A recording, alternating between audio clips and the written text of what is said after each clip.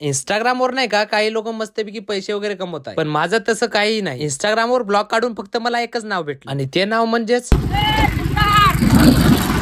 तर नमस्कार भावनो, मी तुमचा लाडका ब्लॉगर तर भावनो परत एकदा आपल्या नवीन ब्लॉग मध्ये तुमचं स्वागत आहे. रोजच्या सारखं मस्तपैकी शर्ट वाईट आणि कॉलर टाईट करून रेडी झालो. सॉरी, शर्ट नव्हता, आज टी शर्ट होती. जस्ट आंघोळ केली होती तेवढ्यात बाबांनी कॉल करून सांगितले की दीदीला घेऊन लवकर सेतूवर, आणि त्याच सोबत सांगितले की त्या दिवशी आणलेला बाउंड पण आण सोबत. मग का दीदीला आणि बाउंडला घेऊन डायरेक्ट आलो आम्ही सेतूवर यायचं कारण म्हणजे दीदीचे कागदपत्र काढायचे होते, जे की प्रत्येक माणसाला लागते. आणि मग सेतूवर एक तास थांबल्यानंतर फायनली आमचं काम झाला होता. मग सेतूवरचं काम झाल्यानंतर आम्ही 320च्या स्पीडने डायरेक्ट पोहोचलो घरी. आमच्या घरचे पण लोक थोडेसे वेगळेच आहेत राव, कारण मी आता दुकानावर गेलो होतो पण त्यांनी त्यांचं कामच सांगितलं नव्हतं मला. आणि मी जेव्हा तिकडून फिरून आलो तेव्हा घरच्यांनी सांगितले की दुकानावर जा आणि हे मटेरियल घेऊन. आता मी घरच्यांना तर काही बोलू शकत नाही, कारण आपल्याला शेवटी घरात राहावं लागतं. त्याच्यामुळे मी नाही का मग परत निघालो दुकानावर जाण्यासाठी. आणि मग घरच्यांनी सांगितलेलं काम मस्तपैकी करून घेतलं सगळं. ज्या पाणीसाठी आम्हाला 8-8 दिवस थांबा लागते ते पाणी आज दिवसभर चालू होतं बरं का आमच्या घरी. नेमकं आज नळाला झालं तरी काय होतं ते तर मलाही माहित नव्हतं. आणि आज आपल्या घरी आपल्या आत्याचा पण मुलगा आला होता. 2-3 तास झोपून मस्तपैकी उठलो होतो तेवढ्यात घरच्यांनी सांगितले उकळीला जा आणि दूध घेऊन. मग मी, कॅमेरामॅन आणि आपल्या आत्याचा मुलगा आम्ही तिघे निघालो उकळीला जाण्यासाठी. आम्ही उकळीला जात होतो तेवढ्यात नाही का आपल्याला आपला फॅन पण भेटला.